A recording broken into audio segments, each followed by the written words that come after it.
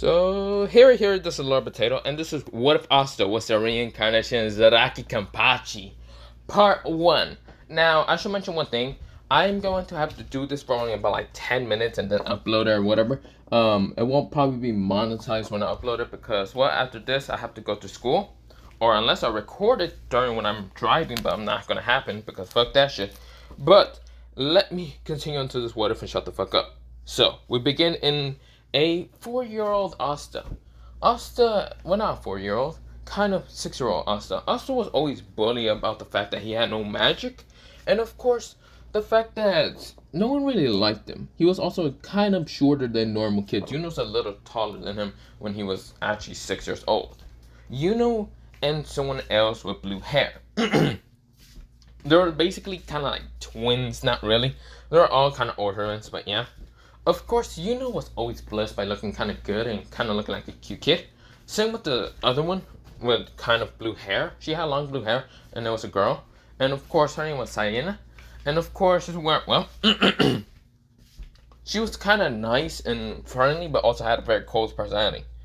Of course, this is where Yuno was always friends with Asta, but Sayena was always kind of bully Asta a little bit. Not much. Kind of just tried to push him to become stronger a little bit in his own way, even though they couldn't really sense his mana or anything. Even when they were younger, they can still sense a little bit of mana. And of course, the father of the church is always confused why Asta didn't have mana. But one day, Asta disappeared from the church. Of course, he met the other little kids from the church. They did help them, but that one day, he just disappeared. No one knew where Asta went. No one knew where the kid went exactly. The father was distraught. The sister was also distraught. Yuno was saddened in the fact that Asta was gone, and Sayena was kind of also saddened. But we fast forward, very, very forward, into Yuno becoming the Magic Knight of the Golden Dawn, and Sayena going into the Blue Roses. So yeah. Then we fast forward all the way through while the Royal Knight contest was happening. The Magic Royal Knights. The Black Bulls did still got kind of third. They got third instead of second. And this time because, Noelle was actually trying to train to get stronger. From another person was actually helping her. Of course, this person was able to use motions to kind of increase people's like boosts or kind of like nerf them. But yeah. Of course, this girl had blonde hair and blue eyes. Well, dull blue eyes. But yeah. Her name was Junko. Of course, she tried to help almost everyone in the Black Bull, but she was not that strong. She had a 5-leaf grandma, I should mention. Sayena and also Yuno had a 4-leaf, and Sayena also had a 4-leaf. Junko was also from, well, the Hodge village. She was actually from a small little family, but yeah. Of course, this is where we fast forward into that place. Of course, Yami actually appeared. He actually brought someone along when they were all getting ready and finding their names and teams. Mimosa and Zora realized that they didn't actually have a third teammate because it was unknown. Question mark, question mark, question mark. Of course, they were questioning if that was actually someone's name. Question mark, question mark, question mark. Really, it wasn't someone's name. It was legit that, well, they didn't know who it was. Since they didn't know who question mark was, this is where Yami appeared with someone taller than him. Yami is 6 feet. Yami is 6 feet. I should also mention Gordon is 6'2". I never actually thought Gordon was taller than, well, Yami. But not the point. So Yami is 6 feet, but there's someone that was taller right next to him. Just being really tall, or not even being right next to him. It was actually a small little girl that was actually having pinkish hair, and of course being happy, just smiling and very kind. She had a sword also right next to her, but of course, she had a black robe, like a Black Bull robe. Of course, this is where, well, Vanessa was saying, "Oh, who's the little kid? She's so cute. Yami, I never know you had a kid." This is where Yami says, "Huh? No, she's not mine." This is where, well, they were confused. She's not yours, then who is she? This is where, well, this girl name is Yoruichi. She says, I'm Kenny's child." You're like, who? This is where, well, she says, Kenny. This is where, well, it's like, who's Kenny?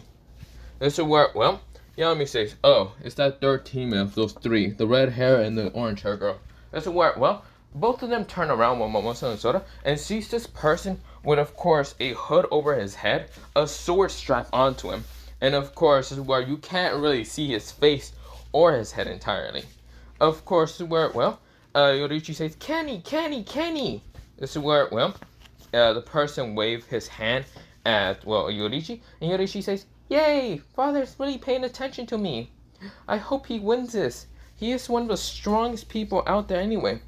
He can never lose." This is where, well, they look at her saying, "The hell?" This is where a bunch of people are confused, but whatever.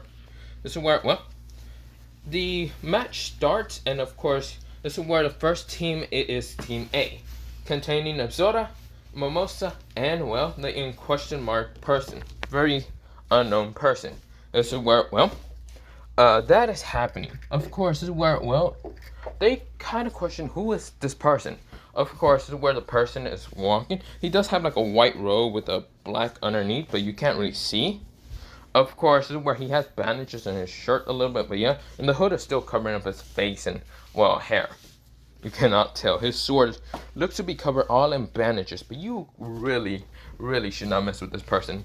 This person is walking towards the enemy base without a care in the world. He's a menace right now.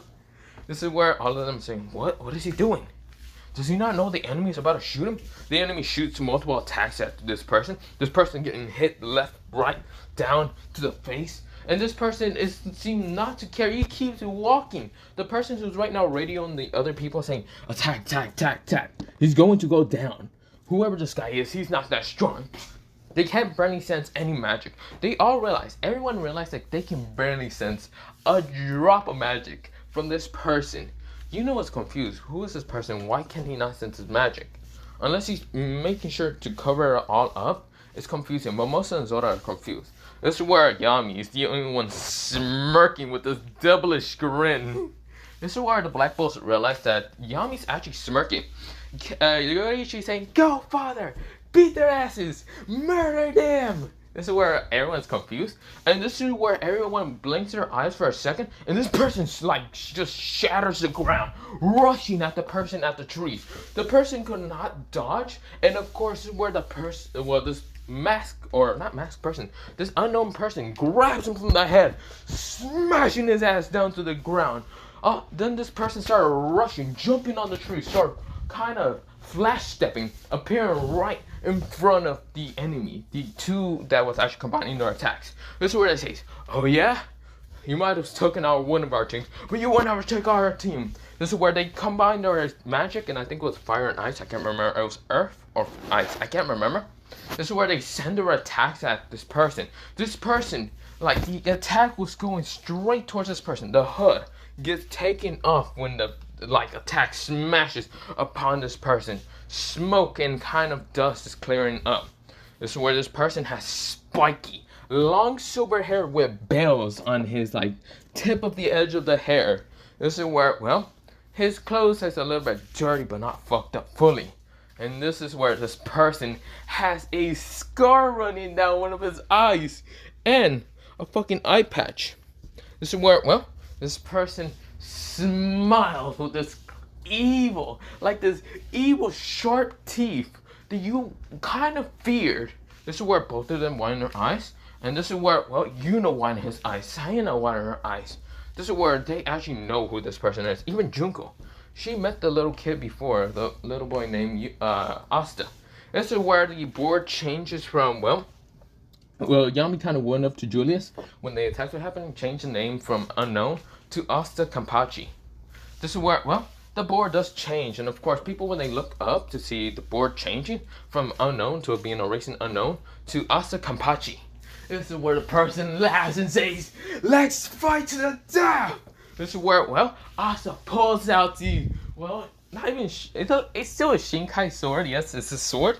And of course, he slashes down once, cutting everything, obliterating everything in front of him, destroying everything. This is where the crystal's almost broken. This is where Asta ignores the crystal and goes to people. Straight up not giving a shit about the crystal at all.